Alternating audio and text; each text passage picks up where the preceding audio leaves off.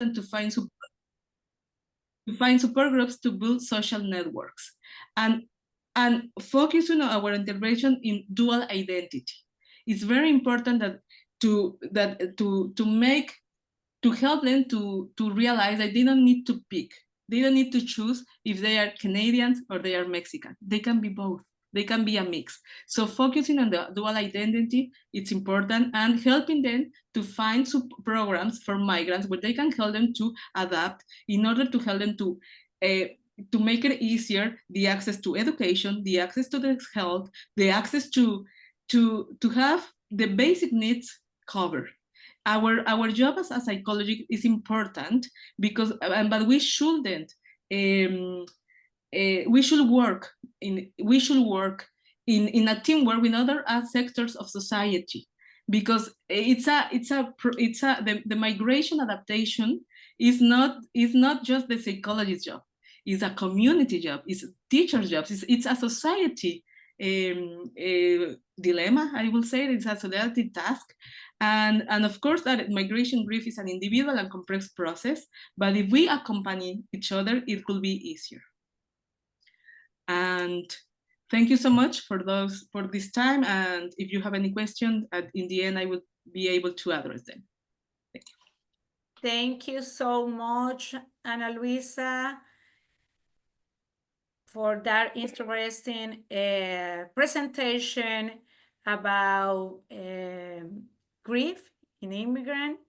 And let's share here now Magbis. You can now share your screen. Now we have Magbis Nunez Love. She is a psychologist graduated in the University Rafael Urdaneta in Venezuela. She has spent over 23 years serving the Latino community in Charlotte, North Carolina. She is the founder and advisor of the Alliance of Venezuelans in Charlotte, which promotes integration and well-being in Venezuelans in the city. Magbis has been also recognized with prestigious awards such as the Levine Cancer Institute President's Award and Community Person of the Year for her outstanding contribution to the Latin community. So thank you so much, Magby, for being here, and please go ahead. Thank you. Hola, bueno, buenos días. Estoy bien contenta de participar en este simposio. Primeramente quiero decirles que me siento súper orgullosa de poder estar, no sería la palabra orgullosa, sino me siento muy honorable porque estoy alrededor de profesionales que han tenido muchos logros, que han alcanzado muchas metas, y ver todo lo que han estudiado y todas las acreditaciones que han logrado me hace sentir muy feliz de estar aquí con ustedes y orgullosa por el trabajo que están haciendo cada uno desde donde están. Como lo dice Olimpia, soy psicóloga. Yo llegué a los Estados Unidos en el 2001, y cuando uno es inmigrante, uno empieza a ver las diferencias culturales que existen cuando uno viene de otro país, donde todas las áreas funcionan de manera diferente, a nivel laboral, a nivel familiar, y de eso es lo que quiero conversar hoy. Creo que nosotros como profesionales de salud y donde quiera que estemos debemos convertirnos en unos embajadores culturales y de puentes culturales para poder hacer la integración de nuestras comunidades de una manera más favorable. Y por eso entonces quiero compartir este tema que habla del impacto emocional del choque cultural en los inmigrantes latinos. Voy a ver cómo lo puedo, ya va, que estoy tratando de mover la imagen. Bueno, vamos primeramente a hablar un poquito de lo que vamos a describir como lo que es el choque cultural. Cuando hablamos de la desorientación y el estrés que experimentan las personas al interactuar con una cultura diferente, debido a la discrepancia entre sus propios valores y los de la nueva cultura. Y esto puede, como lo dice Edward Hall, se puede describir como un proceso que tiene muchas etapas. Vamos a hablar de una etapa de luna de miel cuando apenas llegamos a los Estados Unidos, estamos felices, todo está perfecto, todo nos gusta, y a medida que vamos transitando en la cultura y empiezan a ver las diferencias culturales, es cuando tenemos que entrar en un proceso de integración. Ahora, vamos a hablar de esos factores culturales, cuando hablamos de comparación breve de valores y tradiciones entre culturas. Primero se presenta como esa identidad y pertenencia, esa dificultad para poder adaptarme a esos nuevos valores. La sociedad de donde yo vengo tiene unos valores diferentes a la sociedad donde yo estoy. Entonces, poder adaptarme me hace a mí sentirme como un poquito confundido en ese proceso. La otra cosa importante son los valores familiares. Nosotros venimos de una sociedad donde el colectivismo, la familia juega un papel muy importante como valor cultural. Cuando llegamos acá, podemos observar un poquito más de individualismo, donde las personas velan más por ellas mismas, les cuesta hacer trabajo colectivo y eso se ve una diferencia bastante notable. En lo que tiene que ver la comunicación normalmente en nuestros países es más abierta. Cuando incluso alguien nos hace alguna pregunta, cuando nosotros somos latinos, eh, empezamos a hablar de todo y no somos como tan directos. Evitamos conflicto también, como latinos, en lo que es, no queremos como que ser enfrentados. Y aquí la cultura norteamericana, la comunicación es más directa. Se responde lo que se siente, lo que se piensa, y no se da tanta vuelta en el momento de comunicarme. Entonces, ahí se dan también cambios. La otra cosa son las expectativas sociales que tenemos de los roles que por lo menos venimos de sociedades y de grupos familiares como más tradicionales. El rol viene a ser un poquito diferente cuando llegamos acá. Hay sociedades donde el hombre no le toca hacer muchas actividades dentro del hogar y aquí se dan algunos cambios también. Entonces, eso pasa a ser una diferencia cultural, poder adaptarme a la expectativa que se tiene en cuanto a mi rol. La otra cosa sería el acceso a los recursos y a los servicios. A veces no sabemos cómo navegar. A mí me preocupa mucho, yo trabajo con la Alianza de Venezolanos, como cuando algunos, en las personas que se mudan, que emigran, llegan acá y no saben cómo hacer contacto con profesionales de salud, ellos necesitan prescripciones médicas y realmente no saben cómo navegar, no saben cómo obtenerla, porque aquí no pueden ir a la farmacia a tenerla. Entonces, eso hace que puedan haber colapsos de salud emocional, porque las personas necesitan antidepresivos, ansiolíticos y otros medicamentos para poder funcionar y poder trabajar y poder llevar una vida normal y funcional aquí en los Estados Unidos. Entonces, no saber a dónde ir, a dónde dirigirme. Entonces, esa falta de acceso o simplemente porque no tengo los recursos económicos para poder accesar a ellos también hace esto un poco difícil. Y el otro factor sería la adaptación y la resiliencia. ¿Cómo yo me voy a integrar? ¿Cómo yo voy a adaptar los valores nuevos, los que yo llevo? Y no se trata de que yo estoy bien, I'm okay, y la cultura diferente o los valores de la otra cultura no están bien. Se trata de poder adaptarme, de poder integrarlos y entender que eso funciona acá y cómo yo lograr que poder hacer de los valores que yo llevo y los valores que empiezo a adaptar se puedan integrar de manera positiva. Ahora vamos a hablar un poquito de los aspectos emocionales. Tenemos sentimientos comunes como la tristeza, la ansiedad, la nostalgia. Yo recuerdo que cuando nos mudamos acá empezamos como a añorar esas reuniones familiares, yo recuerdo los domingos, nos reuníamos 20 miembros de la familia y esa nostalgia, estoy aquí, una familia nueva, no conozco a nadie, empezar a sentir y por eso entonces se hicieron estudios, la American Psychiatric Association habla de que el 20% de los síntomas de depresión en adultos son más notables en el subgrupo de inmigrantes recién llegados, porque estamos llegando, estamos confundidos, estamos en esa nostalgia, anclados en el pasado, de todo, que esto se relaciona mucho también con lo que mencionó nuestra compañera del duelo migratorio, de todo lo que se deja, todo lo que dejamos en nuestro país. Y la otra cosa es el impacto de separación emocional.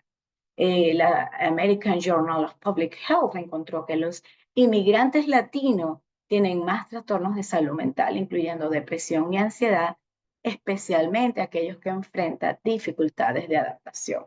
Y ustedes pueden ver, tanto en niños, jóvenes, adultos, nosotros, hay personas que tienen como esa facilidad de poder adaptarse a una situación. Cuando nos mueven las cosas se nos hace más difícil.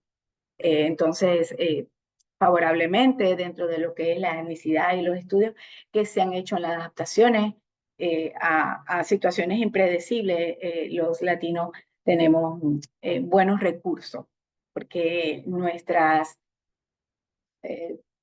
organizaciones, nuestra comunidad, nuestra situación política varía mucho, entonces podemos como reaccionar de manera favorable a esos cambios. Entonces, por ese lado es algo positivo. Sin embargo, es una situación un poquito difícil porque estamos enfrentando puras situaciones nuevas en ámbitos totalmente diferentes.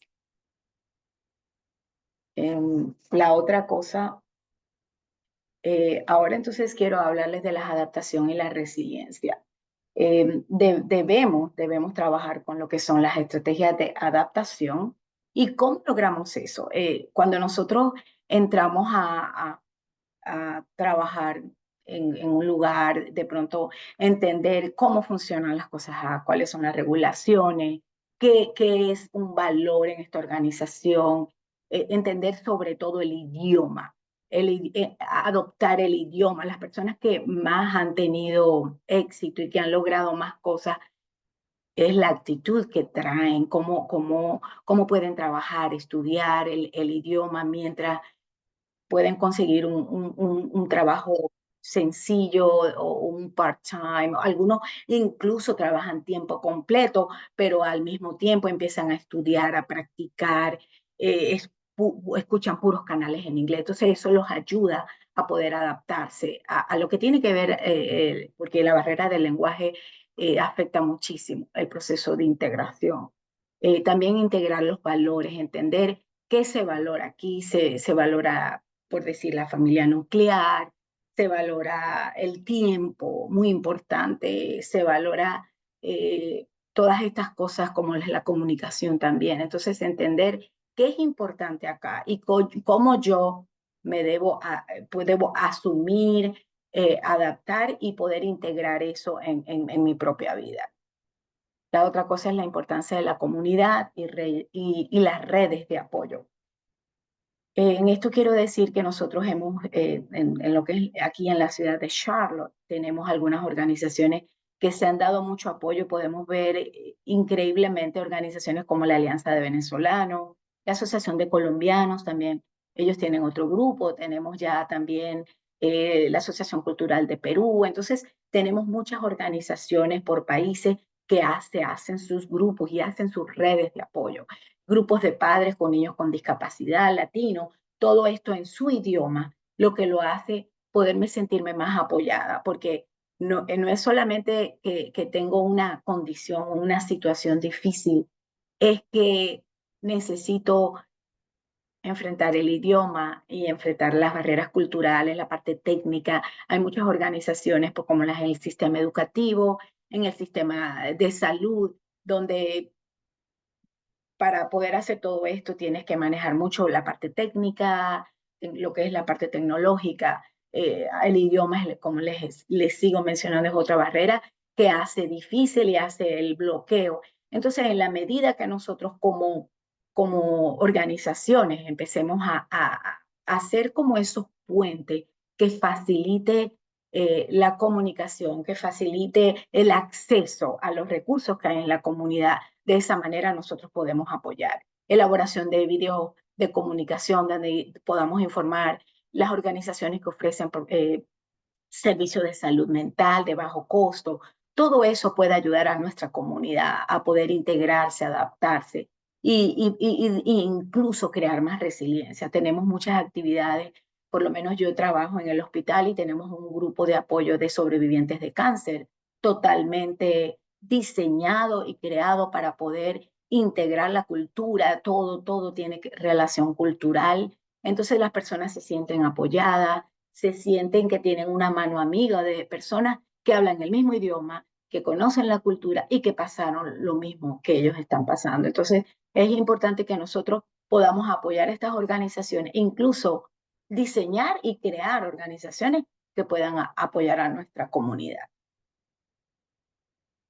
Y en conclusión, entonces, yo diría que es bastante importante entender la importancia de la empatía y la inclusión.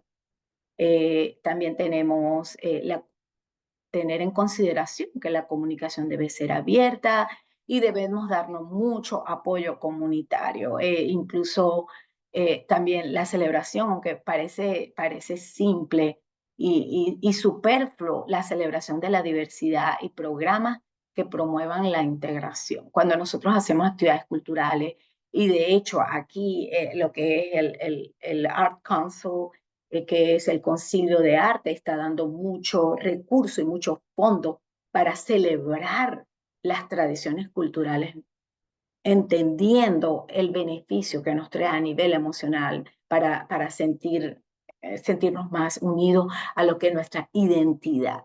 Y nos sentimos más latinos, y porque eso es un proceso. Entonces yo diría que para poder ir avanzando tenemos que entender que nosotros también tenemos que poner de nuestra parte en lo que es la integración y la adaptación en nuestras culturas. Puedo contarles muchos testimonios de personas que yo he observado que han creado resiliencia, que las circunstancias los han hecho más poderosos, los han hecho creativos, han logrado cosas grandiosas acá, en lo que es a nivel local, a nivel nacional, entendiendo de que podemos desarrollar recursos internos para tener más logros. Entonces, estoy bien contenta de lo que podemos hacer y siento que nosotros debemos, como les digo, desarrollar todo esto y volvernos embajadores culturales. Yo en el hospital, en lo que trabajo, trato de siempre de venir con almuerzos educativos, lo llamamos Lunch and Learn, donde podemos hablar de cómo lograr conectarse con la cultura, entendiendo que eso va a dar mejores resultados en lo que tiene que ver con la salud. Hablar de los estigmas de todo eso. Entonces, yo les animo a ustedes, donde quiera que estén, que se vuelvan embajadores culturales para que estos choques culturales nos hagan menos daño. Muchas ¿Alguna gracias. pregunta? Muchas gracias, Magbis. Thank you so much, Magbis, for that meaningful presentation about the impact of cultural shock on Latino immigrants. And now our next presentation will be Dr. Salaquer and Scarlett Hoyos. They will be presented, the presentation, the title is Soul Wound and Immigration. And now you can share your screen, and thank you so much.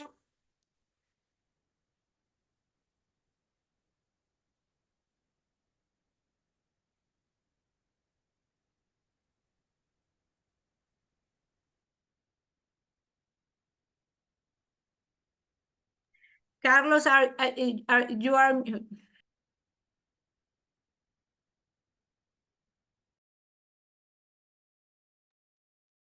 Now you should hear me. Yeah, now perfect. I always wanted to say that. Can you hear me well? Perfect. Thank you. Welcome, and it's wonderful to be here with everybody. Of course, we are part of this wonderful event, and we have already learned from both of our first speakers. You know, the introduction by the president highlighting the fact that we have a panel with several members who are indeed immigrants to the country. And second, that there are ways to understand the pain and suffering, but also the resources available. So we're going to take a little bit of a different perspective today. And we call our presentation basically The Soul Wound and Historical Trauma, helping professionals' attitudes towards immigrants, challenges and opportunities to heal the soul wound. And with me is Scarlett Iglesias Hoyos, a psychologist with a Master in Science degree in psychology and a doctoral candidate of counselor education at Penn State. And me, I'm a professor at Penn State, past president of SIP, and also engaged in a number of other. But before we begin, we want to invite you to our next year 40th Congress of Inter-American Psychology in Puerto Rico from the 14th to the 18th of July. Please don't forget about it, and I hope we will see you there. So let's begin with Scarlett. Scarlett, you are on. Thank you, Dr. Salakit. It's such a pleasure to be here, and it is such a wonderful to be hearing from other professionals that we're working towards the same goal, and it's improving accessibility and mental health of our population, immigrants. And I think that this topic really touches my soul because, as everybody said, I'm an immigrant and I face many of the things that you have been discussing here. So I relate a lot with that. We already talked a little bit about this and how big of a number of immigrants we have in the world. It's about 3.6% of our population are immigrants. That's a very big number. Specifically in the United States, this number has increased and nearly tripled from the 70s to 2020, from 4.8 to 13.7. And this is not taking in consideration everything after COVID. A lot of worldwide events have happened. COVID was one of them. There are wars happening. There are difficulties with financial stability in several countries that have caused way more immigration that we're not even taking into consideration with these numbers. So my guess is that this number have increased as well. What happens with immigrants, as everybody has discussed in the past, as both of the doctors said before, there are several barriers that these immigrants face. They go through difficult experiences in their country of origin during the migration process and after, with acculturation and other types of challenges, discrimination that they face. That doesn't end there. Throughout their life, they have barriers, and we experience barriers to equity in accessing health services, mental health services, and just overall any other type of social services, leaving us, the immigrant population, behind in comparison from people that are residents or natives to this country. Next slide, please, Dr. Z. A topic that we have not talked about is attitudes towards immigrants. We know that this population is vulnerable. We know that this population face many challenges and barriers, that they experience trauma, that they experience difficulties accessing services, barriers with language, with culture, values, school. There's so many barriers that we face. So how do we develop attitudes towards this population? And this impacts us because it's how others see us, the immigrant population, but how us as professionals are seeing the immigrant population. So there are several factors that could impact the way that we perceive and how we develop our attitudes towards immigrant. First, what's happening socially, politically, laws, bills that are passing that impact immigration and immigration rules and laws that impacts our perception. The media coverage, but not also the coverage, but the bias that media has towards this population and how it influences the way that we perceive them. If we're receiving negative messages from the media that immigrants are AKA thieves, or they're here to steal our jobs, or these negative messages that the media is sending, that's going to impact the way that we perceive them. Also hate speeches from public figures in power positions, which could also impact the way that we perceive them. And let's just go from the beginning. What did our parents communicated about immigrants when we were young? Were we socialized to immigrants? What were the message that they were sending us about this population? Were they positive? Were they negative? Was it never discussed? And we don't even know. So how we approaching this population is influenced by the message that we're receiving frequently from our parents, or family, but also society. What is the media giving us? What are people that are in power? The president candidates, what are they sharing about these populations that's going to impact the way that we perceive them, but also what's happening socially, what's happening politically, how are the laws and the bills are changing for this population. Next slide, please, Dr. C.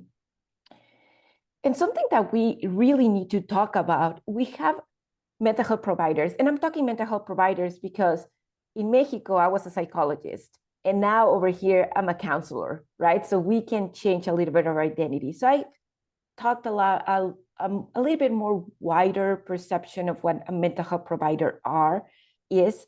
So if you're a psychologist, feel free to relate to this. But we also develop attitudes towards this population. Our colleagues are developing attitudes towards immigrants. So what is impacting and what are the attitudes that we develop as psychologists, as mental health providers towards these attitudes? There are several variables that could impact the way that we perceive an immigrant. First of all, the documentation status. If an immigrant is documented, they have a residency, they have DACA, they have some type of documentation that it allows them to be here or to be in their country of new residence, we develop more positive attitudes than those that do not have a documentation. And this is between psychologists, social workers, mental health providers. What happens when we know that they're undocumented, but we use the word illegal? That is a term that actually it's a legal term. People that move and migrate to the United States, it's very common to be called illegal aliens. And actually, you have a document that, it says you're illegal alien, you're a legal or illegal alien. So this phrase, this connotation, this word can have very negative impact in the way that we perceive immigrants. When they're called illegal, then we develop more negative attitudes towards them. And then therefore, we're recommending using words as undocumented immigrant, which removes the stigma and removes the negative connotation of not being legally in this country. Another thing that research have found is that more training, more education, attending events like this, getting to know the population helps us develop more positive attitudes towards immigrants. So getting informed, getting to know the population, what are the barriers that they face, getting trained, and specifically how to treat this population, it's very important to help us and develop better attitudes towards them. So if you have a member, if you as a mental health provider have a member of your family or relate with the term immigrant, you develop more positive attitudes. I'm guessing this is just because of compassion. It's because empathy. We know what the experience is like if you have a close family member that went through the immigration process, or if you're an immigrant per se. However, this is not deterministic. If you are a second to third generation immigrant, so your grandparents or great-grandparents were the ones that migrated, then you start losing some of those positive attitudes, and actually you start developing some negative attitudes towards immigrant. This is so interesting because you would think that because of the line goes down, you know what it is, you know what it feels, you have some close experience to immigration, and you would develop positive attitudes, but not necessarily. And the last thing that research have found is that if you have clients that are immigrants, if you are in touch with individuals who have this identity, then you're able to develop more positive attitudes towards them. So how is this impacting us? We know, we've already heard from other speakers, very good conversation about trauma, intergenerational trauma, and how facing the immigration process is traumatic just by doing that. That develops a lot of mental health issues. So can you imagine that you show up to your therapy session and your psychologist, your mental health provider has a negative attitude towards you because you're an immigrant? How will that impact your relationship? So Dr. C is going to talk to us a little bit about this and how can we assist immigrants and psychologists to heal these wounds. Thank you so much. And of course, we can expand the knowledge, understanding, and also the worldview of service providers, especially psychologists working with immigrant population, by focusing on a particular concept of big transcendence called the soul wound and how it connects with intergenerational and historical trauma. In fact, the native idea of historical trauma that involves understanding that the trauma occurred in the soul or spirit was taught to me by Eduardo Duran, Alan Ivey, and other multicultural colleagues.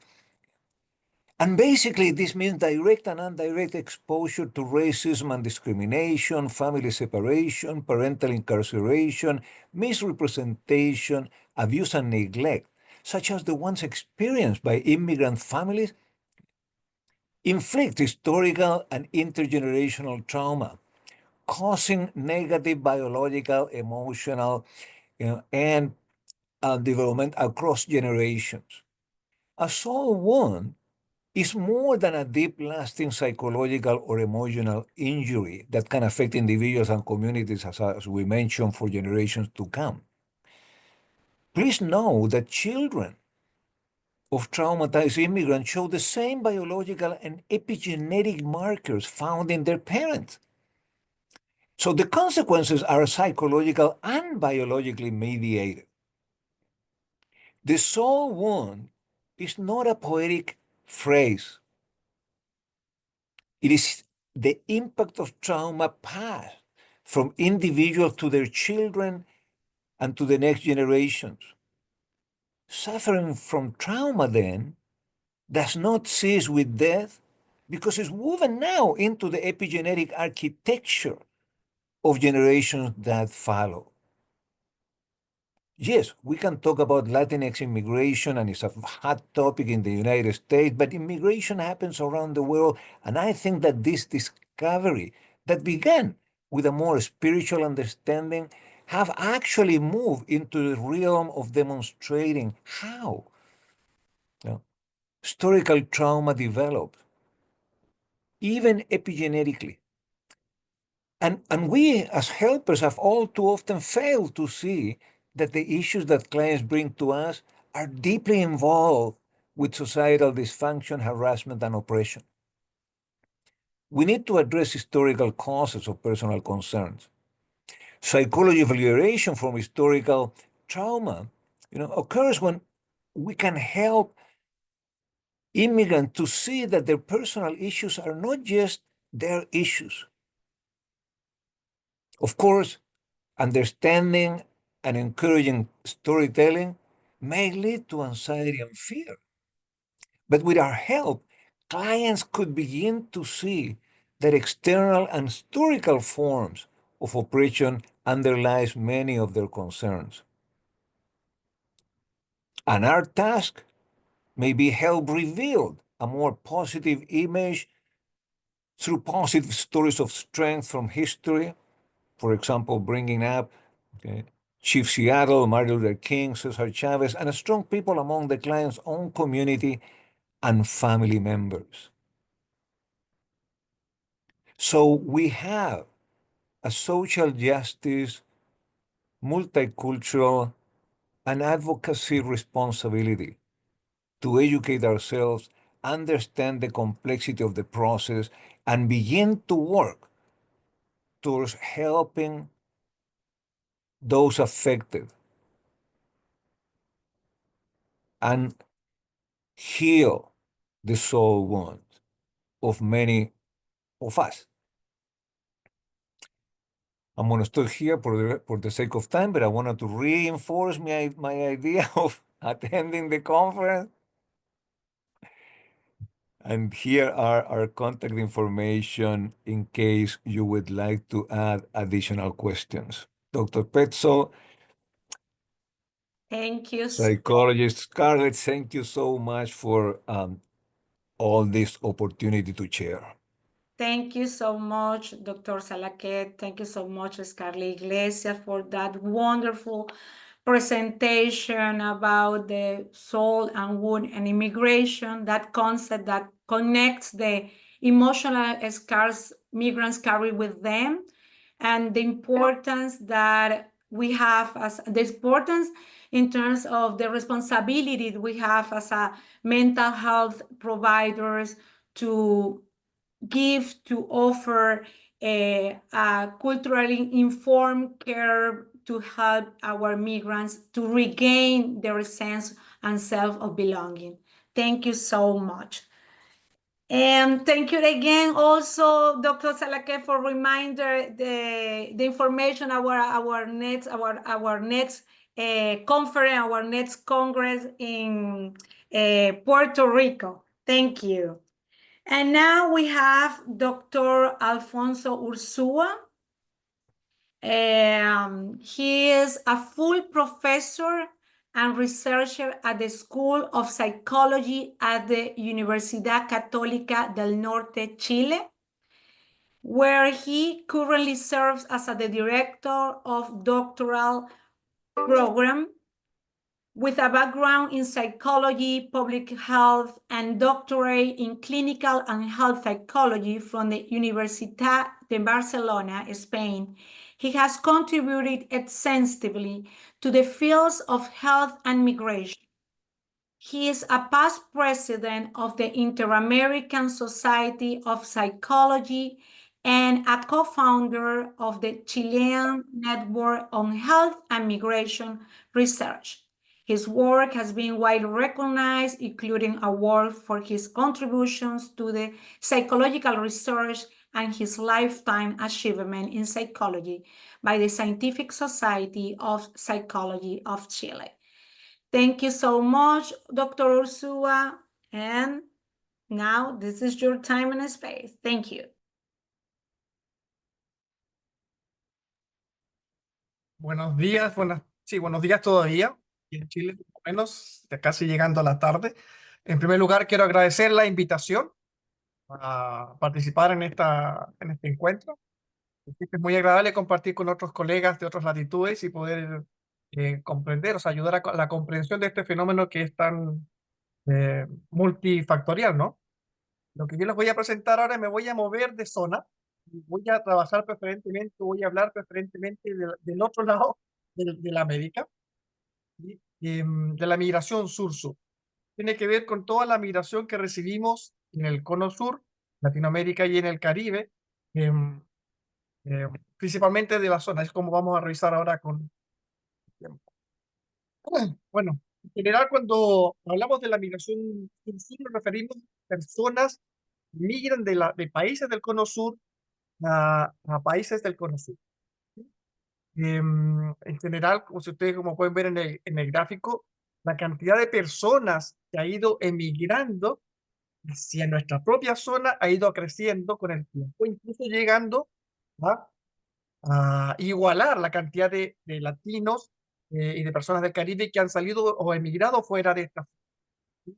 Dato importante es que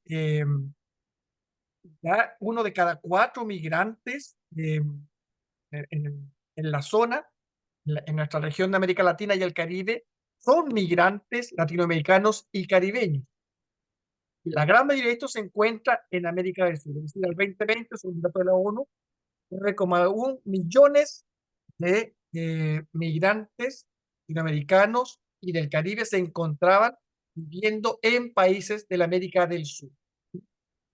Es decir, el 80% de los migrantes de nuestra región son migrantes intrarregionales. Por eso es tan importante, porque a diferencia, bueno, con excepción de Haití, a diferencia, por ejemplo, de toda la migración de países latinoamericanos, Estados Unidos o Europa, con excepción de Canadá, el tema del lenguaje es un tema muy complicado, el choque cultural es más grande. Sin embargo, uno pudiese pensar que aquí pudiesen haber elementos más comunes del proceso de migrar y que pudiese ser un proceso más fácil. Pero en la práctica nos vamos dando cuenta que no es tan fácil, que a pesar de que nuestro castellano es uno, o castellano uno, los idiomas en general son muy distintos, nuestras costumbres son muy distintas y la forma de ver el mundo también son muy distintas entre nuestros propios países de América Latina. Caso particular de Chile, estamos llegando al año 22, teníamos casi un 9% de la población del país ya es migrante. Esto ha significado, esto pudiese no ser un número tan elevado para otros países, como es el caso de Canadá, por ejemplo, pero sin embargo, si ustedes se dan cuenta, en la curva, este aumento fue muy explosivo, extremadamente explosivo, y evidentemente el país, como ninguno de los otros países de América Latina, estaba preparado para estas olas tan grandes de migración, lo que evidentemente generó muchos problemas que tienen que ver con cómo los migrantes se iban integrando en los distintos países. En el caso particular de Chile también, donde yo trabajo, la población hace unos 5 o 6 años atrás, la gran mayoría de la población migrante era colombiana. Sin embargo, en los últimos años hubo un cambio en todas las prevalencias migratorias. La mayor cantidad, es decir, 3 de cada 10, cada 10 migrantes ya es venezolano. Es decir, el aumento de población venezolana en Chile, no ese mismo patrón se repite en Perú, se repite en Colombia, es enorme, ¿sí? Y ahora esperamos, evidentemente, con los últimos sucesos que ha sido en Venezuela, esta ola siga creciendo aún más.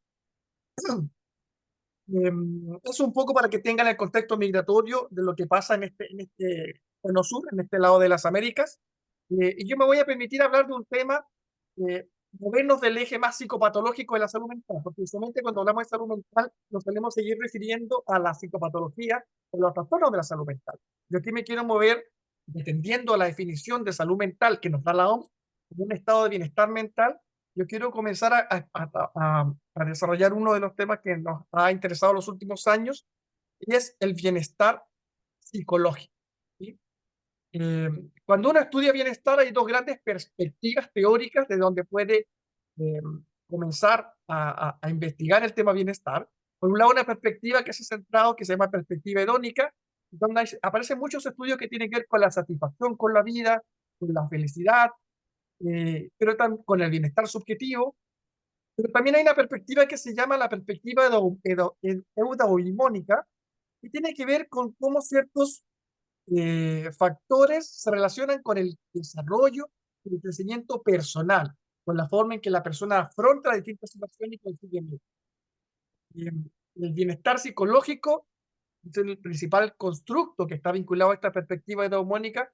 Entonces se puede concebir como un estado de armonía y plenitud psicológica, donde el crecimiento y el desarrollo personal serían los principales factores que posibilitarían un funcionamiento positivo de las personas en la sociedad. El campo de estudio del bienestar psicológico no es muy amplio. Me gustaría decir que existen muchos metaanálisis, revisiones sistemáticas, y esta es la evidencia. Hay poquitos, en general, se han hecho algunas revisiones sistemáticas, sobre todo en países anglosajones y con migrantes latinos, ¿sí? En migrantes latinos en países anglosajones se ha encontrado que los elementos principales vinculados al bienestar psicológico son el apoyo social y factores disposicionales, por ejemplo, el optimismo y la autoestima. Pero también un dato relevante que se encontró que factores circunstanciales, como por ejemplo el nivel de ingresos, el tiempo de duración de la migración, tiene una relación muy débil, pero también poco significativa con el bienestar psicológico. Uno pudiese decir, bueno, esto pasa en general con el bienestar, que uno puede decir, mientras más gana, más bien se siente, en los migrantes también se demuestra que no es así, no es tan así. Ojo que eso sucede cuando las personas tienen satisfechas sus necesidades básicas. Ahí hay un quiebre inmediato entre el ingreso y el bienestar psicológico. En migrantes latinoamericanos, en Japón, también otro revisión sistemática nos dice que el principal factor que estaba asociado fuertemente al bienestar psicológico era el acceso a las redes de apoyo social. Evidentemente, y es muy obvio, dada esa característica que tenemos los latinos de ser mucho más agrupados en relación con otras culturas que son mucho más individualistas. Y en ese contexto cobra todo sentido el que el principal factor protector para un buen bienestar psicológico en Japón, en latino en Japón, sea en las redes de apoyo social. En cambio, en población latinoamericana, en España, que es por lo menos tiene el mismo lenguaje, pero que sigue siendo una cultura distinta, se han encontrado ya, se amplía un poco el campo de los factores y ya encontramos distintos factores que están involucrados en el bienestar psicológico, con las estrategias de aculturación, el sexo, el nivel educacional, la presencia de determinados valores culturales más centrados en lo colectivo que lo individual, la edad, el estado marital, es decir, vivir acompañado o no, el nivel de apoyo social y el ingreso económico, a diferencia si ustedes se dan cuenta como otros países como el tipo anglosajón. Esto es lo que se sabe como nivel de los distintos países. Y me quiero centrar aquí, que es lo que hemos estudiado en los últimos 10 años en Chile, principalmente, y que tiene que ver con migración sudamericana, principalmente venezolana, colombiana, peruana, boliviana, en Chile. No les voy a explicar el modelo completo porque en realidad es un modelo teórico que tiene es una sumatoria de muchas investigaciones, como le digo, son 10 años que llevamos investigando distintos temas vinculados al bienestar y la salud de población migrante. Y nos fuimos dando cuenta que uno de los principales elementos en nuestros países, que a pesar de que no pudiese pensar, como les decía, que somos parecidos, es la discriminación. La discriminación es el factor más fuerte que está afectando el bienestar psicológico de las personas que migran. En un primer momento hablamos de discriminación general, pero luego cuando abrimos la discriminación nos dimos cuenta que en este caso la discriminación se da muy fuertemente desde dos puntos de vista. Una discriminación racial que tiene que ver con el color de piel, pero también una discriminación étnica que está dada por el origen nacional. Una de las cosas más interesantes que hemos encontrado en estos últimos periodos de investigaciones que la discriminación racial importa, sí, pero más peso tiene en el bienestar, en la salud mental, en la presencia de sintomatología, la nacionalidad de la persona que migra. No es lo mismo ser una persona afrodescendiente que viene de Canadá o estadounidense que ser una persona afrodescendiente que viene de Colombia o que viene de Venezuela. Es un país racista, evidentemente, pero es más xenófobo que racista. Entonces, nosotros en un comienzo pensábamos que el color de piel iba a tener un impacto muy fuerte, y sí, lo tiene, pero lo tiene más el país de origen. Entonces, aquí viene a entrar todo un poco lo que comentaban recién la presentación de Carlos y la colega, todas las actitudes que tiene la sociedad y el estereotipo sobre determinadas nacionalidades entran en juego y producen mucha más discriminación y rechazo, enormemente el bienestar psicológico. La identidad étnica se ha constituido en un factor completamente protector. En todas las investigaciones que hemos hecho, en todos los países, la identidad étnica se ha constituido en un factor protector, al igual que la autoestima, la presencia, o sea, más que la presencia de afectos positivos, la ausencia de afectos negativos.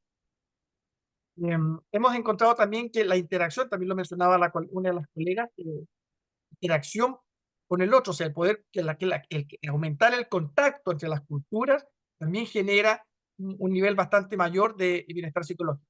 Las estrategias de culturación son un factor súper importante igualmente, y acá hemos podido mostrar también con datos bastante duros que las estrategias de culturación de carácter biculturales, es decir, las que permiten la existencia de la cultura propia y a la vez la integración de la cultura del lugar que se llega es el mejor factor protector. Aquellas olas migratorias que se permanecen completamente cerradas, que en un primer momento pareciera ser una defensa que permite el bienestar, o los barrios exclusivamente de migrantes, donde se vive y se come solamente, o se habla solamente del país de origen, en un primer momento constituye un factor protector, pero a largo plazo esas personas son las que tienen los peores indicadores de bienestar y la mayor presencia de sintomatología ansiosa y depresiva. Es decir, el factor que más pesa en este sentido para un mejor bienestar es la mantención de las costumbres del país de origen, pero también la integración de las costumbres del lugar al que se llega. Es la mejor estrategia de culturación. Uno de los elementos que también ha pesado, pero un montón, afecta enormemente negativamente el bienestar, es el estrés por aculturación. Pero sin embargo, en nuestros últimos años, los últimos 3 o 4 años, hemos intentado, porque sabemos que existe mucha discriminación, sabemos que existe igual mucho prejuicio, etcétera, pero estamos buscando factores que podemos utilizar desde la terapia, desde la intervención, desde talleres de intervención a nivel individual y comunitario. Uno de los elementos que hemos encontrado que modula fuertemente el estrés o el efecto tan negativo del estrés sobre el bienestar es el arraigamiento, que la persona se sienta parte de su comunidad, parte de su vecindario, parte de la región donde vive, parte del país. El echar raíces, eso es el arraigamiento, ¿sí?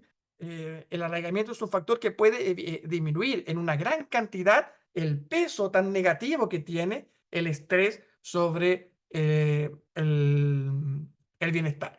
Y la autoestima, como le decía, también es un factor que hemos encontrado que puede mediarse, es un factor mediador bastante fuerte, pero no es cualquier autoestima. Es una autoestima centrada en la identidad étnica, ¿sí? En el reconocimiento de mi propia valía perteneciente a un grupo cultural específico. Entonces, como les digo, no quiero extender mucho porque después luego va a haber un espacio para conversaciones, pero afortunadamente hemos logrado presentar evidencia en todas estas áreas y a todos los que estén interesados en esta migración sur-sur, tenemos una página donde hemos podido sistematizar o integrar todas las investigaciones de los últimos años. Tenemos investigaciones que son muy interesantes y que van mezclando temas como la aculturación, la conducta alimentaria, la salud física, la salud mental. Porque claro, cuando uno migra no es que le afecte solamente el bienestar, le afecta su cuerpo. Hemos ido mostrando, por ejemplo, cómo la gente que se integra de esta manera bicultural tiene menores niveles de cortisol en sangre. O sea, tenemos una cantidad de investigaciones muy interesantes que nos aportan evidencia a generar políticas públicas e intervenciones que permiten mejorar el bienestar de la población que migra, por lo menos en esta región del Cono Sur. Muchas gracias por escuchar. Muchísimas gracias, Alfonso. Interesantísima presentación actualizada, sobre todo sobre esos factores que influyen sobre el bienestar de las personas migrantes en esta zona del sur de América. Y también qué interesante al mismo tiempo qué estrategias desde la parte clínica y comunitaria podemos utilizar para facilitar esa adaptación, aumentar el bienestar, disminuir el estrés. Muchísimas gracias. Well, and our next speaker is Dr. Antuna, and I'm gonna allow her to share her screen.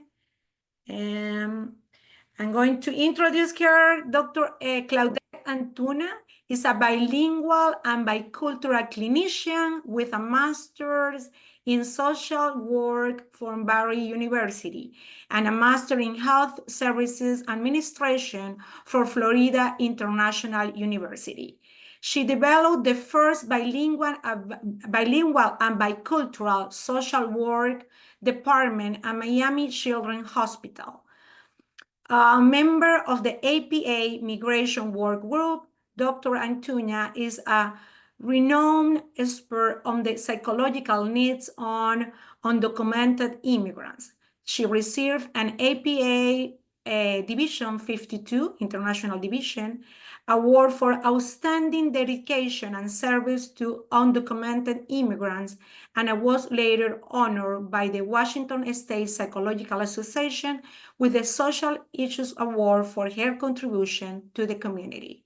Her forensic evaluation has played a crucial role in legal decisions, having conducted over 2,500 evaluations for USCIS.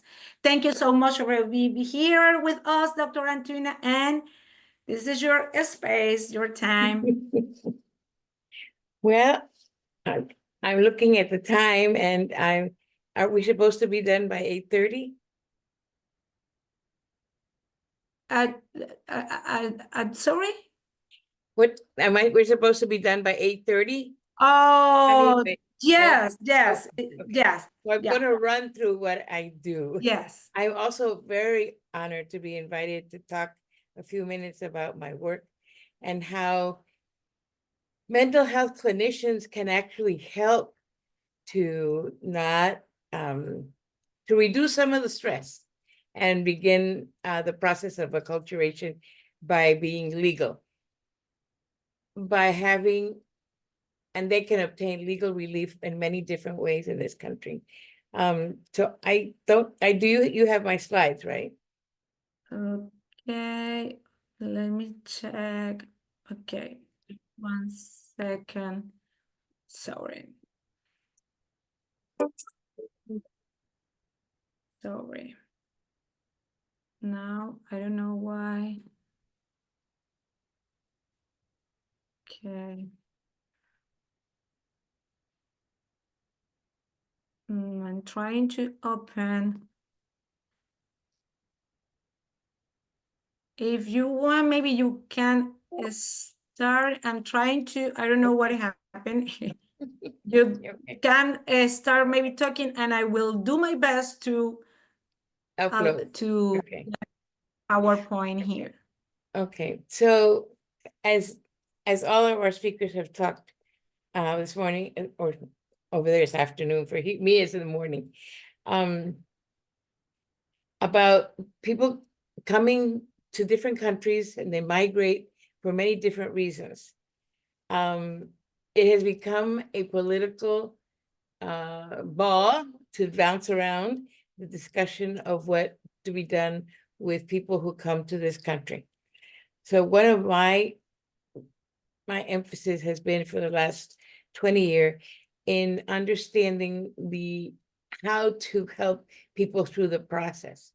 So in order to get relief in the United States, legal relief, you can either apply for asylum, you can apply for a U visa, you can apply for hardship. So there are many different ways to do that.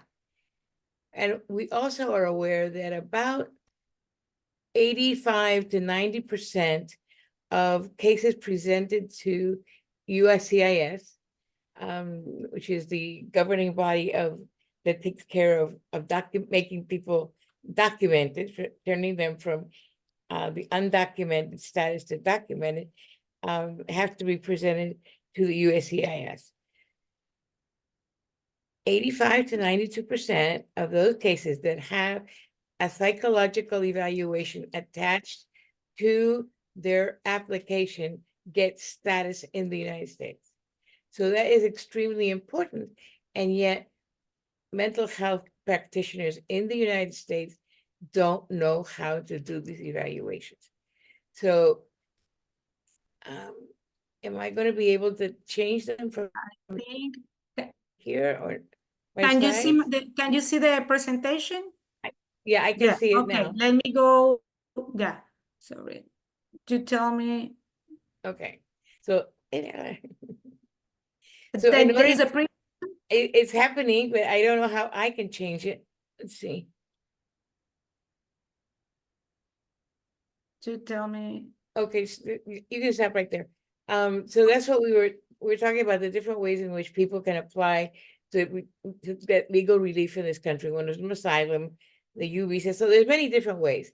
And this is what we need to train mental health practitioners, psychologists, to do these evaluations and be able to testify in court sometimes to what our findings are. So the next one.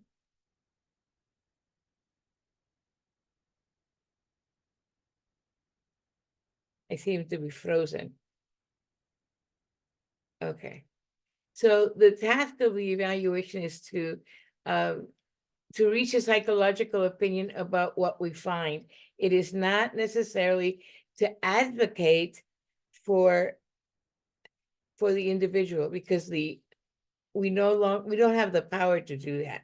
That is not our role. Our role is to, in an evaluation, is to present the facts of the person and why they are coming to this country, and why we should, in fact, provide them with the legal relief that they are entitled to. But our role, the attorney is the advocate. We are the ones who represent the psychological knowledge. Next.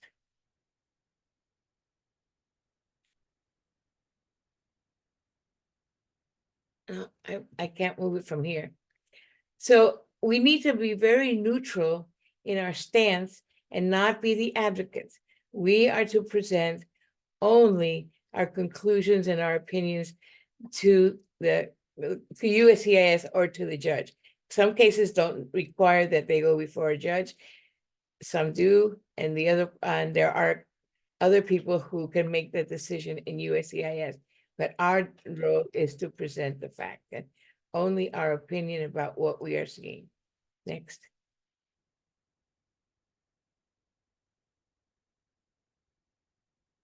Okay.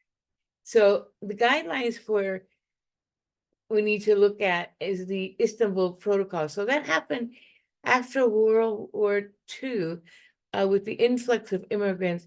It was established, the Istanbul Protocol, and we're still using it.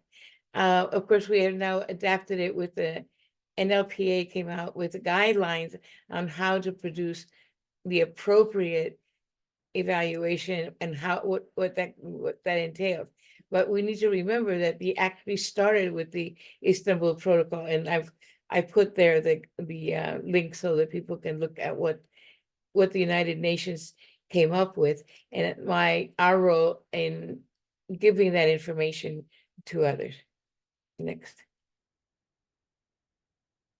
So our role is to document psychological evidence of trauma or persecution, or for whatever reason it is that they are seeking to stay in the United States. We corroborate the applicant's story. So if whatever it is that they've been through, we're the ones who need to speak about it, because they usually can't speak for themselves. They get confused, or they aren't capable to really reflect in the way that needs to happen. So our psychological evaluation becomes instrumental in being able to help people stay in this country. Now, I don't know what it is in Canada, and I can't speak to what happens to the other Latin American countries, but in this country, it is very, this is the way people get documentation and can stay and work, raise their children, and so forth. Without it, it becomes very difficult to stay in this country. So we provide evidence of persecution, documentation, and then we render our opinion. So I want to make sure that I emphasize that the psychological presentation of an individual at the time that they are requesting either asylum, visa, or hardship, that we know what we are doing and what we're talking about. Next slide. So in order to be able to do this, because when we do a psychological evaluation, we're not only talking about those individuals that speak Spanish. People come to the United States from all over the world, as a professor from Chile mentioned. They're coming from everywhere. And the psychologist doesn't speak all those languages, and it's very important to be culturally sensitive, culturally competent, or the word recently is culturally humble, about understanding other people's cultures and why they're coming, and giving them an understanding of what has happened to them as well. So we need to familiarize ourselves with all the spectrum of individuals that come. Next slide. So So our attempt to be culturally competent is understanding people's history, the epidemiology of what has gone on with them, understanding the religious aspects, the communication aspect, interpersonal style, and educational system. So next slide.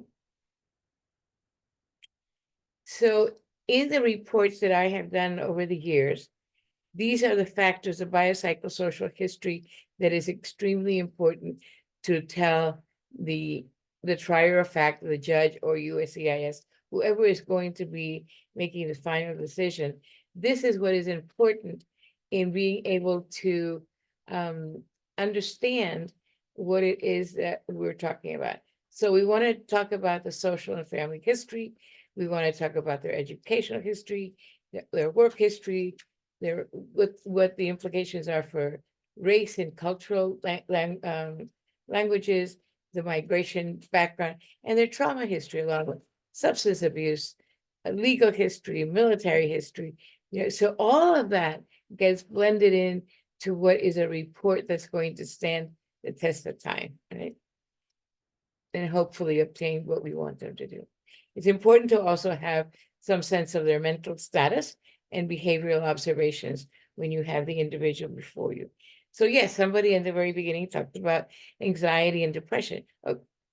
It's important to let the triers of fact know that these people are in a state of anxiety and sometimes cannot present their story as well as when we try to ease them into a report that will give them all of this information, because many times they can't speak for themselves because of the anxiety. Next slide. It's important to also give a diagnostic impression. I know that there are many theoretical backgrounds that don't like to use diagnostic impression. In this country, when we do a psychological evaluation that's going to be presented to court, we need to put down the diagnosis, because that's how they're trained.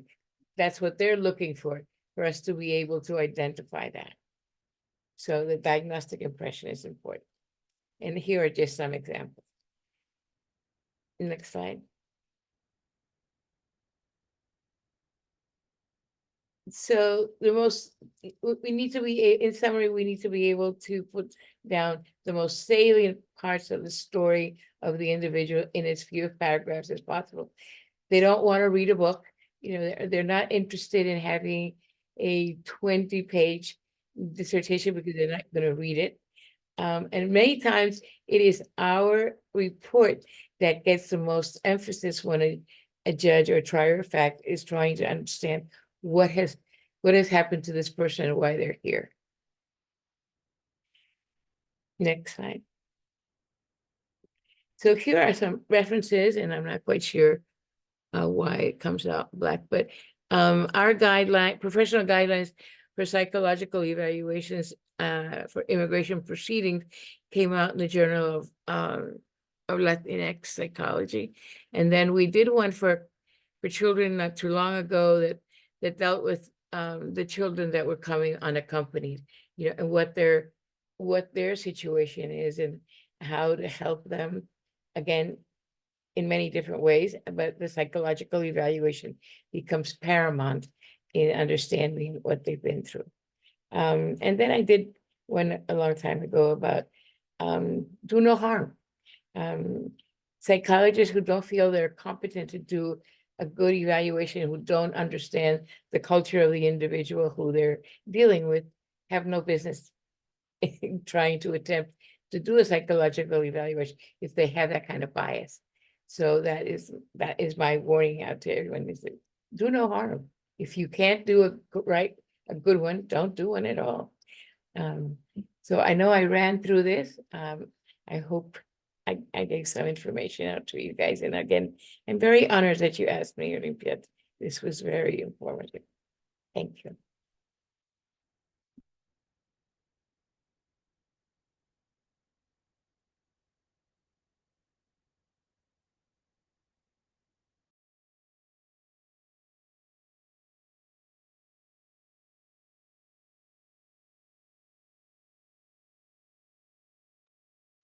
everyone is muted, so I just.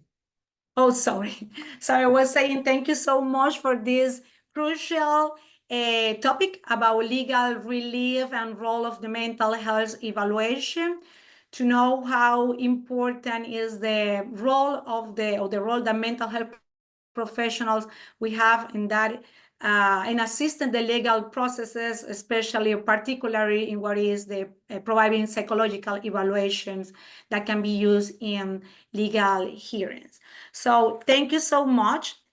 And now we have a time for questions, comments.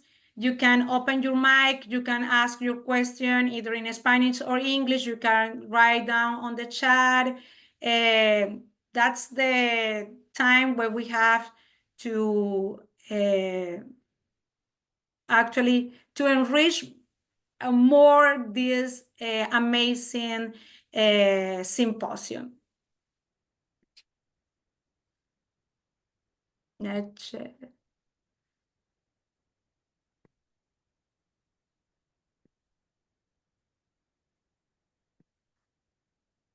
Voy a leer un comentario que está en el chat que colocaron al inicio. Dice, buenos días, saludos desde Honduras, excelentes disertaciones.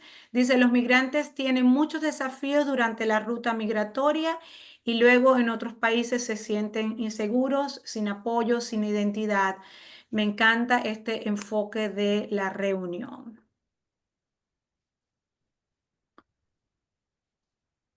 Pueden hacer sus preguntas en inglés, en español, escribirlas en el chat. Aprovechen estos minutos que tenemos para cualquier comentario, pregunta y sobre todo para aprovechar la experticia de los grandes profesionales que tenemos hoy, que nos acompañan hoy. Entonces, una oportunidad que hay que aprovechar.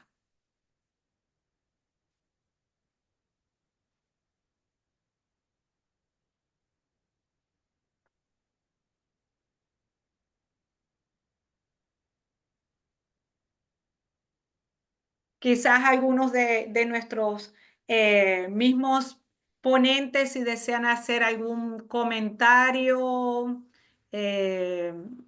cualquier cosa que deseen agregar.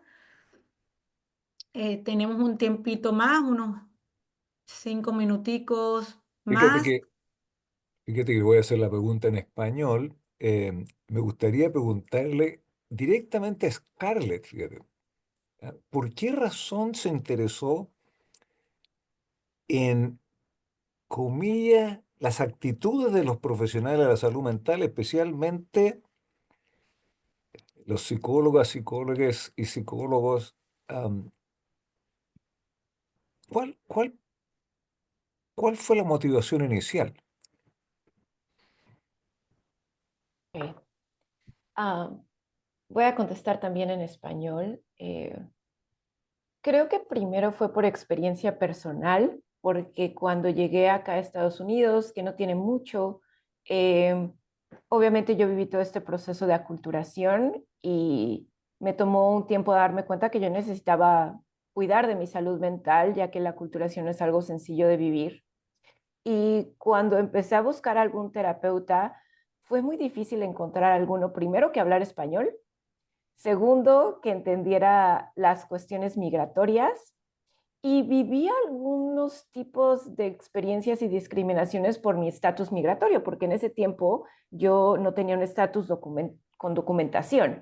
Entonces fue muy complejo porque las actitudes que ellos tenían conmigo fueron diferentes, ¿no? En donde incluso yo desarrollé miedo de poder ir a algún terapeuta, lo cual es muy curioso porque yo soy psicóloga, ¿saben? Y yo soy un profesional de la salud mental. Entonces ahora me imaginé cuántas personas que no son profesionales de la salud mental, que de hecho en nuestra cultura como latinos hay mucho estigma asociado a la salud mental, en donde no queremos ir, cuántas personas habían vivido eso. Esa fue una parte. Y la segunda, que cuando empecé a investigar un poquito sobre migrantes y su proceso de salud mental, el trauma que ellos vivían, tienen mucho miedo de ir al psicólogo. tienen mucho miedo de ir con el profesional de la salud mental. No, no tienen miedo de ser vulnerables sobre estas identidades. Y entonces me pregunté qué estamos haciendo nosotros de nuestra parte con los migrantes, cómo los estamos viendo, cómo los estamos ayudando, cómo los estamos conectando con servicios.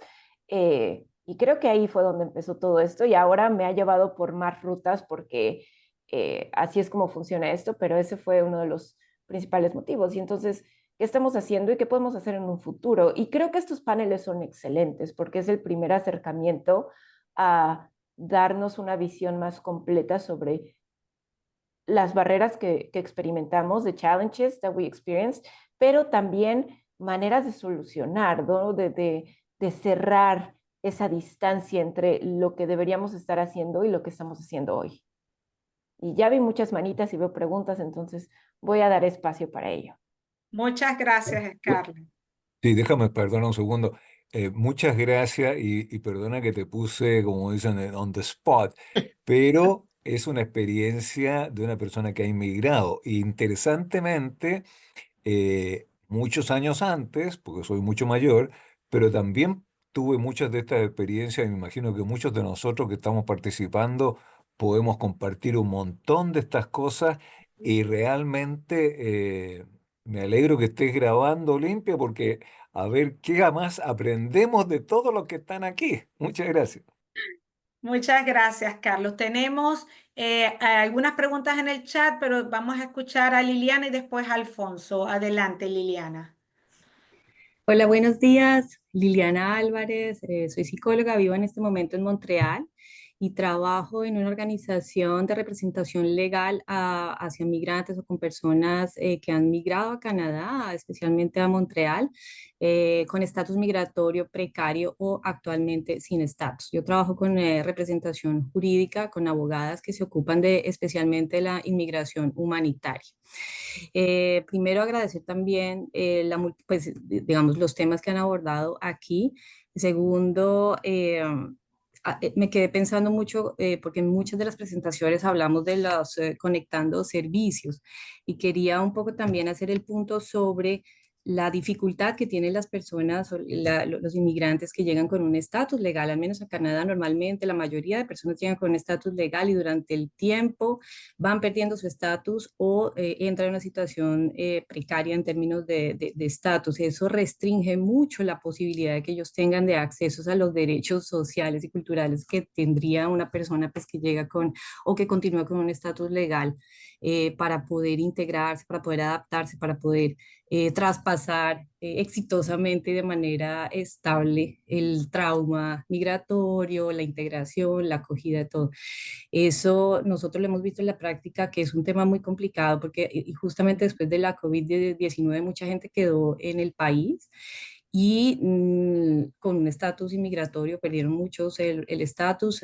Canadá hizo algunas concesiones con respecto a restablecer el estatus, pero actualmente la posibilidad de muchas personas que no tienen estatus migratorio legal de restablecer su estatus es casi que una sombra muy grande que se está poniendo a nivel federal, ¿no? En el país.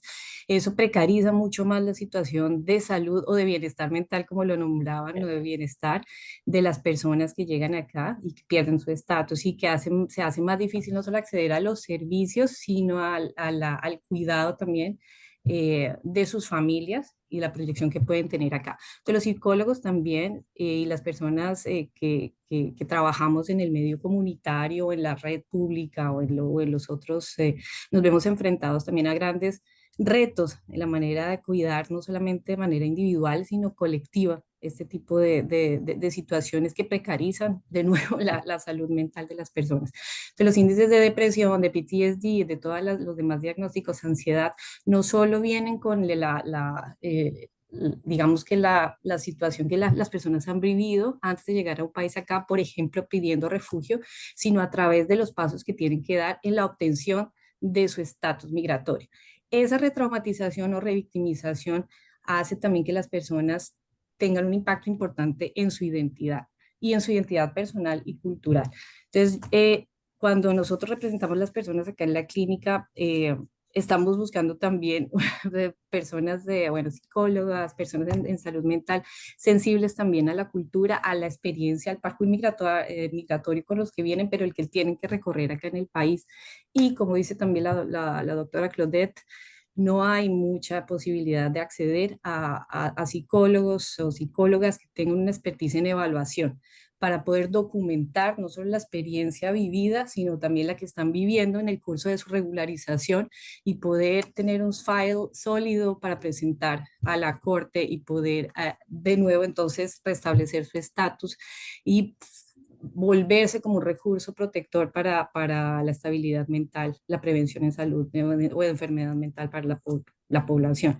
Entonces, estoy muy agradecida por esta posibilidad como de integrar varios elementos de duelo migratorio, de parkour migratorio, del tema legal, y estoy muy curiosa en seguir avanzando en eso. Si pudiéramos también tener esa posibilidad de hablar un poco más sobre las condiciones en las cuales los psicólogos, las psicólogas que venimos, inmigramos, tenemos esa sensibilidad, como ustedes lo nombraron también, de atender, ocuparnos, acompañar una población que ya viene con temas de vulnerabilidad importantes, pero que al lugar que llegan se encuentran con desafíos que no necesariamente dependen de ellos. Es decir, la adaptación, la integración depende también de la comunidad de acogida y no solamente de la comunidad cultural, pero de la comunidad, los recursos que el Estado dispone en favor de estas personas, especialmente con estatus precarios o que van perdiendo el estatus, que finalmente no tienen ni siquiera solo la barrera de la lengua, sino de la atención en salud, educación,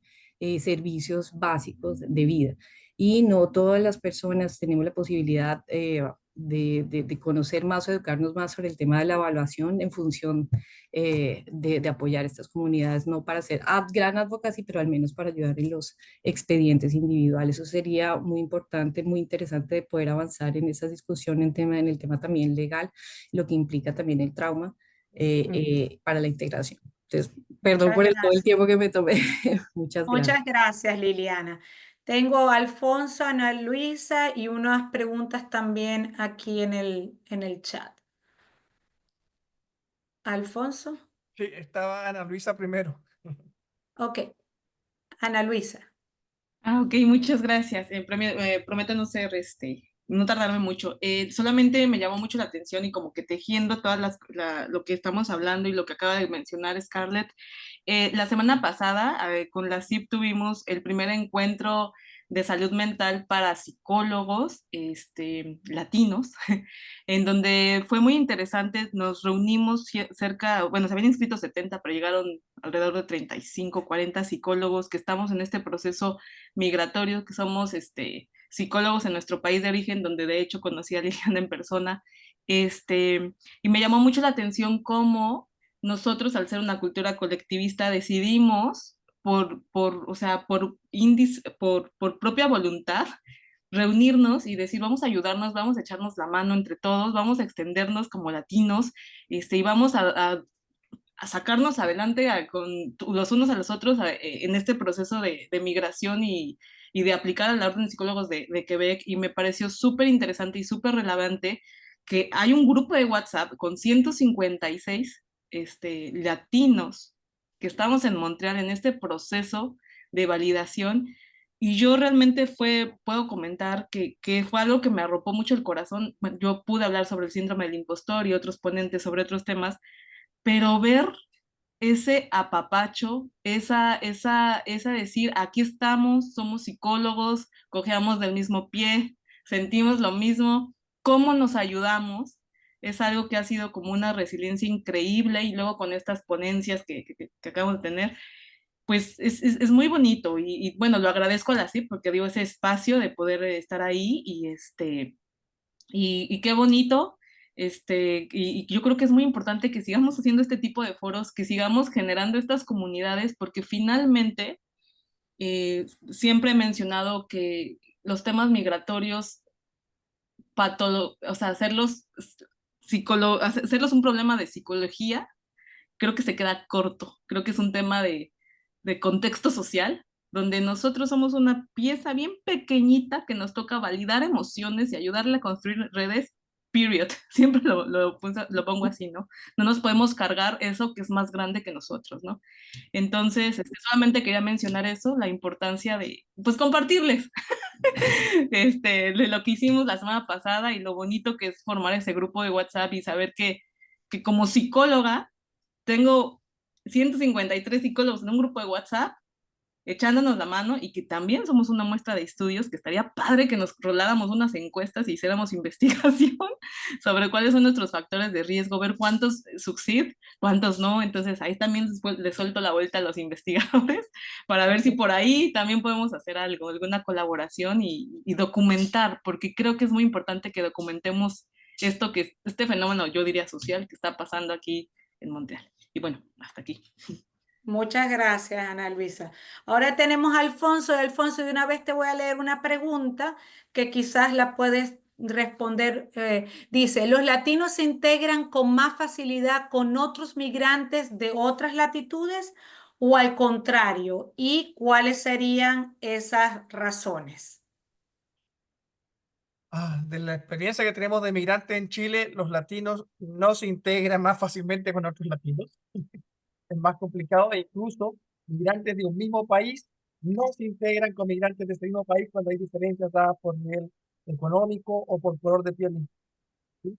Entonces, por ejemplo, el caso colombiano, cada región es tan distinta a otra, que alguien que viene de la costa no se junta con o sea, un paisa no se junta con un rolo, un venezolano blanquito no se junta con un venezolano negrito. No hay esa, como dije, somos todos migrantes, digamos uno solo, está esa potencialidad y de hecho hay muchos conflictos entre ellos. Eh, Hay veces que se alían, acá ha pasado que se alían algunos, no sé, colombianos con peruanos en contra de los venezolanos.